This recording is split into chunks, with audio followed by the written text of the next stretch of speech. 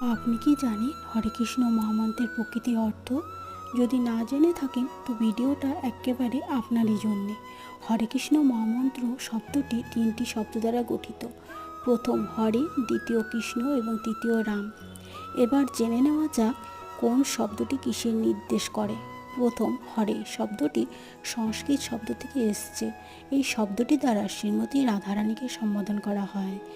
রাধা শ্রীকৃষ্ণের পরম আনন্দময় শক্তি। সৃষ্টির আদিতে পরমেশ্বর ভগবান নিজের সেবা ও ভক্তি সম্মেলনের জন্য রাধারানীকে তার হৃদয়ে বাঁ পাশ থেকে সৃষ্টি করেছেন। সেই জন্য রাধারানীকে ব্যতীত মানুষ এমনকি কোনো দেবতারাও শ্রীকৃষ্ণকে লাভ করতে পারেন না। 2 নম্বর কৃষ্ণ অর্থাৎ পরম পুরুষোত্তম কৃষ্ণকে বোঝানো হয়েছে। তিনি সব কিছু সৃষ্টি করেছেন কিন্তু তাকে কেউ সৃষ্টি করেননি। 3 নম্বর